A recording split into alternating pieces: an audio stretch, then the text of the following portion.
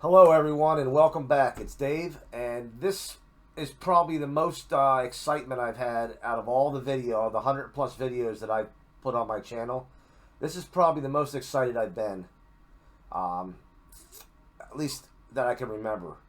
And the reason is because last week or so, I've been playing around with the AI, ChatGPT, and trying to figure out how we can incorporate it into our models. Now, what I did was I put together a pretty simple model. Okay, I took a couple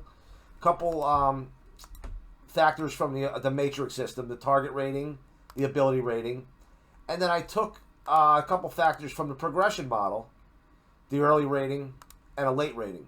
Okay, and what I did was I also made a running style column, and I'll explain everything in this grid right here. I'm not necessarily here uh, to really try to turn you on to this particular grid. I mean, tonight it's been successful so far at Turfway tonight, but at the same time, my goal is to be able to take ChatGPT and teach it to analyze the actual pace progression model grid that we've been using. But I've been finding out, like I said tonight, that this grid here that I've been using over the course of the last 4 races that I played has been very successful. I mean, in the Discord, I put my plays that I've hit. I mean, I had a couple small supers, and I also have I hit a double too. As you can see, the double was there. I hit a decent double as well. And what I want to do is I want to jump right into what's going on here. First of all, I went on to ChatGPT because I use that sometimes for my job, but I'm by no means an expert at any type of AI or even this here. But if you notice here, the way it spits out in the very beginning, I went and I trained it to break down this particular grid, the one I just showed you, by explaining what each factor means. Okay, so I addressed the target factor, the ability factor, the ER, the late rating, and also the running styles. And to get into the running styles, what I did was I used the 1 as a true front speed horse. I used the 2 as a slightly off the pace, 3 as a mid pack, and then the deep closers I listed as 4. If I couldn't separate, I've put a 1.5 or a 2.5. So 1.5 would be an EP horse, an early presser. A 2.5 would be somebody that is either going to be near the lead or maybe mid-pack, and so forth. But what I did was I explained everything to the generator, I guess you want to call it, and then I said analyze this race. And I had no idea what was going to happen. So I plugged a grid in there. And what happened was it was able to analyze the grid based on... Oh, I also weighted my categories as well. They're already weighted on here. But it gives the overall averages with the weights applied. It talks about with the weights applied. But what I want to do is I want to show you as I go further down how it actually spits out. The more detailed I got, when I started asking it to give me a breakdown of the race, of what the pace scenario may look like based on the data that I provided, I wasn't sure what kind of an answer I was going to get. But it was started to break down pace. And as you can see this right here, starting here, race 3 at Turfway Park. First of all, it spits out the target horse based off the highest rating. The ability horse was the 1 horse was the target and ability in that race. The speed of the speed. And what I did was I told it to identify the speed of the speed if any horse that has an ER rating of 5 points or higher over the second place ER horse, I said, let's make that the speed of the speed. And as I mentioned in other videos, I consider the speed of the speed the horse that after the turn, when they hit the top of the stretch, is probably still going to have the lead. Or take over the lead at that point. Doesn't mean it has to be a horse that's going to be in the front from the start. Then it gives me the top contenders. And then it gives me an analysis of the front runners. Since there aren't more than 2 high-speed front runners, we stick with the highest ranked horse overall as our top selection. And so forth. And as I entered more information into it, and I asked it to do more things, it started to do more things for me. I asked it, can you put this information in a grid-like, in a grid-like style? And sure enough, on the press of a button, it put it in a grid style for me. And then it started to break down with a little more detail. Top selections. Now all of a sudden it starts throwing key takeaways. Again, based off the data that I gave to it. It even threw out some value plays and long shots. So I don't know how it knew it was a long shot, or how it was going to be. I don't even know if it was a long shot. But what it's doing, it's almost like this ChatGPT has experience with handicapping horses and factors.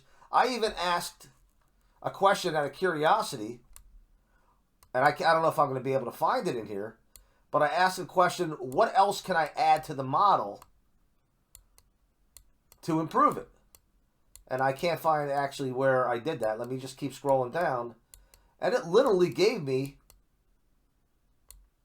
the information it thought I should add to it, such as the recent bias at the track, where the winner's been coming from, things that we've talked about before in the past. And I asked it about the class. I said, how can I incorporate class into my model? Even though I know how I can do that already and just make a class column. And sure enough, it spit out an answer as far as how can I incorporate class. If you ask it for a recommended ticket, it'll give you a recommended ticket. There's a pick 4 ticket it recommended. I didn't play it, but I was just seeing everything it could do. So there's its recommended pick 4 ticket based off the 4 races that I put in. We have a strategy breakdown here. How to reduce your cost.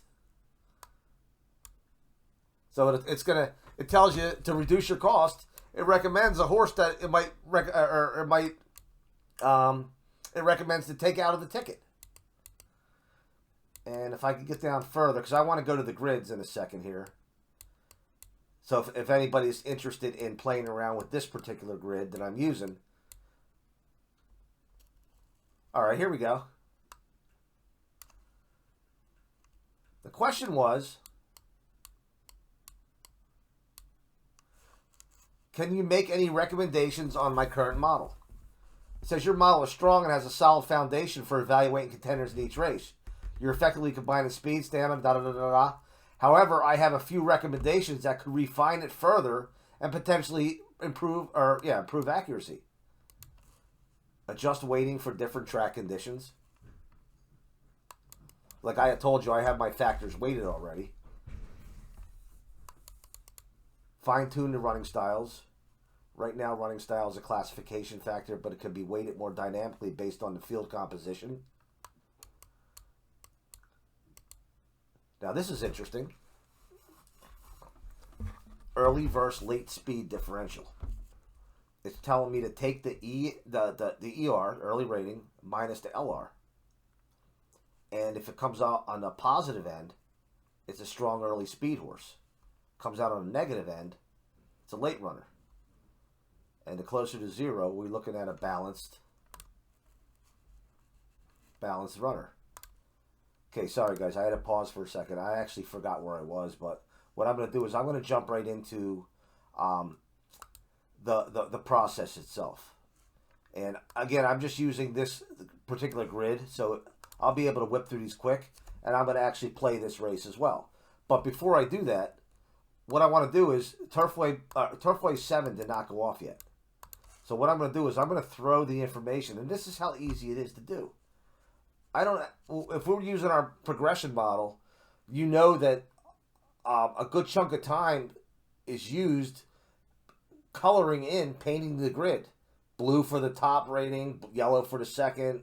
You know, now you just take this information as long as the AI generator knows what the categories mean. Now all you have to do is just throw it in there, and as you can see,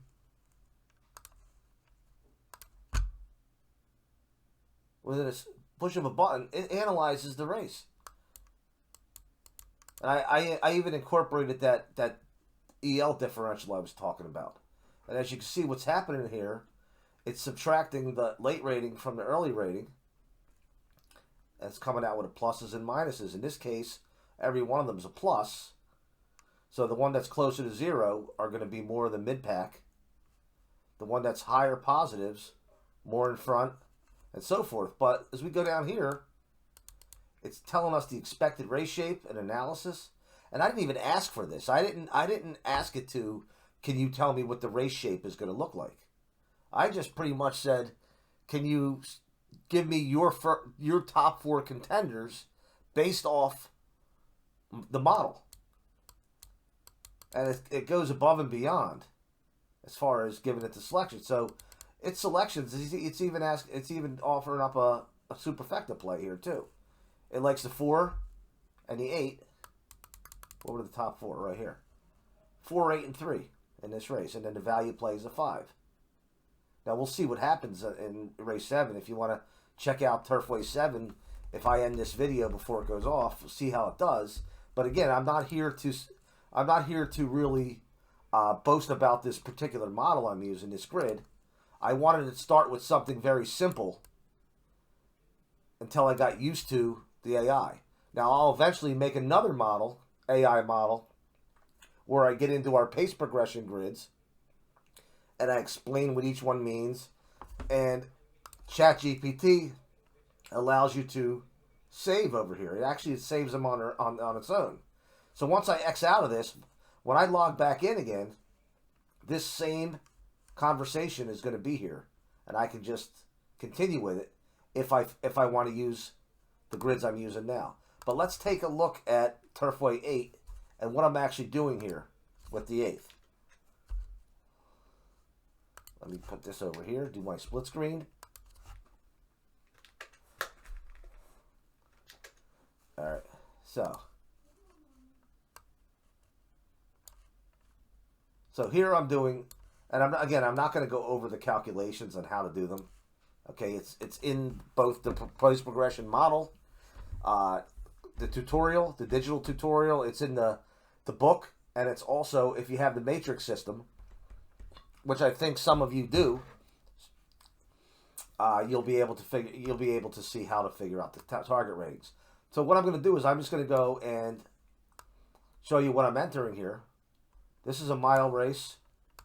Oh no, this is race 6. Let me move to 8. I passed on 6. Alright, 6 furlong race. So all I'm doing is I'm going to use the target rating off the most recent race if I can. If it's a race I toss, I'm going to go down to the second back. But we have a target rating here of 113. That's a 75.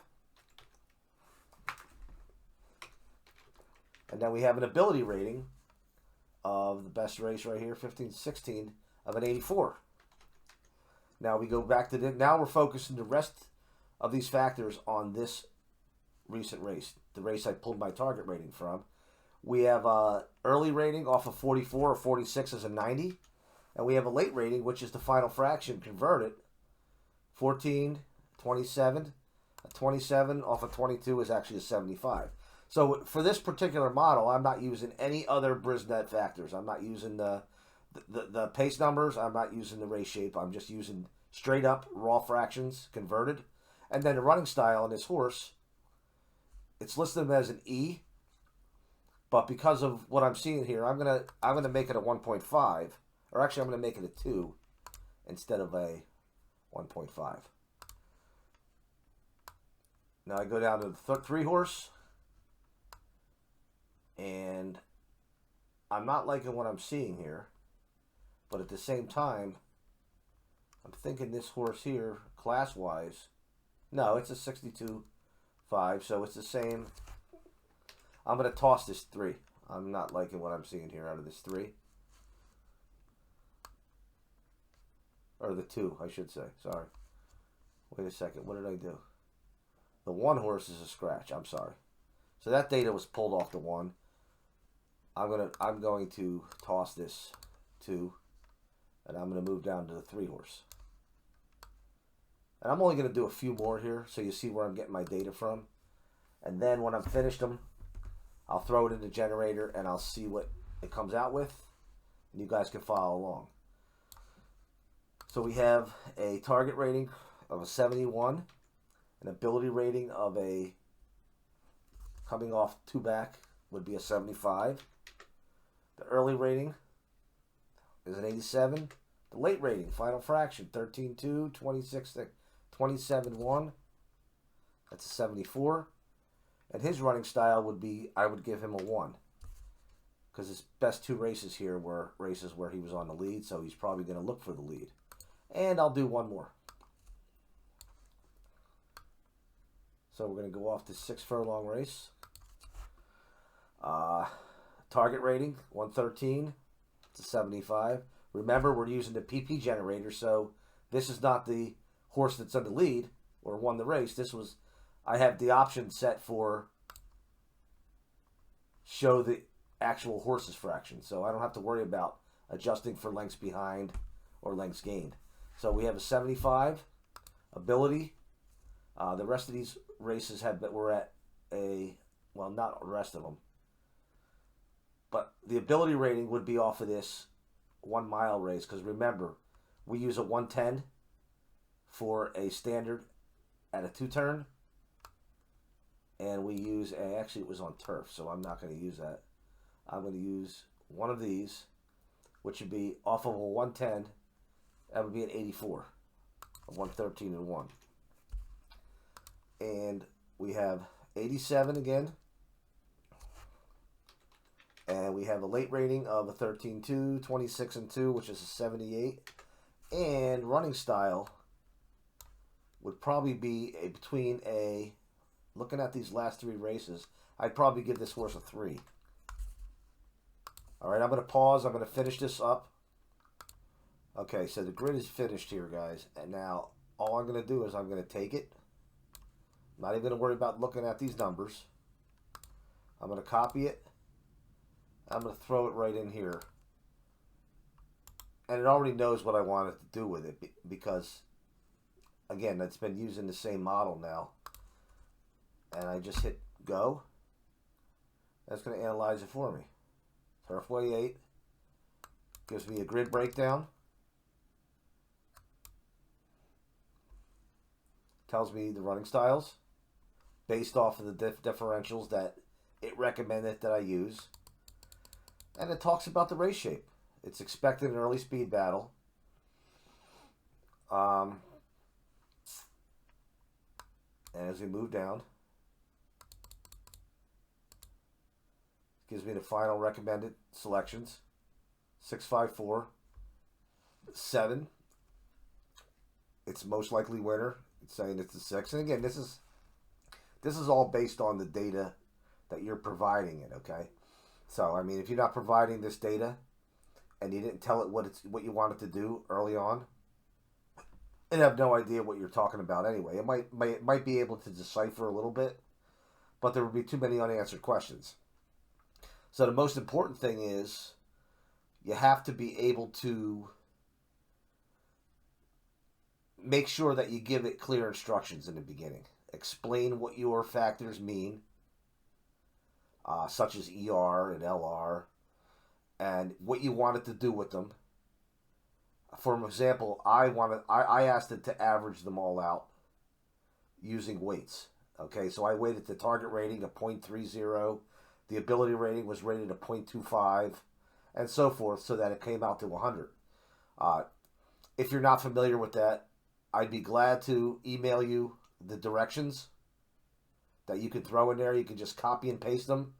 If you email me, I'll give you access to the link that I have for the directions of this particular model here. Now again, you change to a different grid. I've been playing around with a couple grids, but you change to a different grid, such as the pace progression model grid. This is a new one I put together.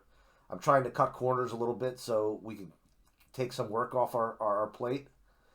This would be a totally different explanation because there are different factors involved in this one.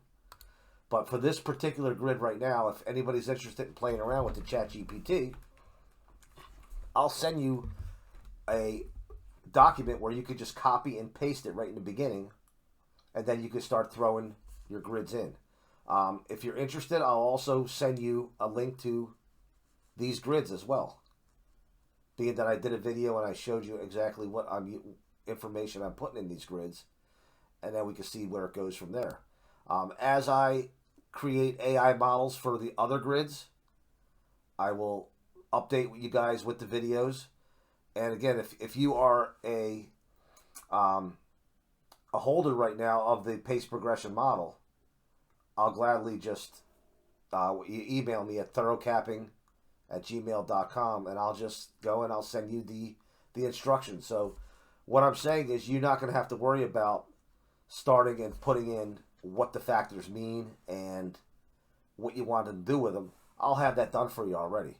All you got to do is just input it right in here one time, and that's it. And it'll remember it forever as long as you're on that particular page. And then from there, you just input them grids.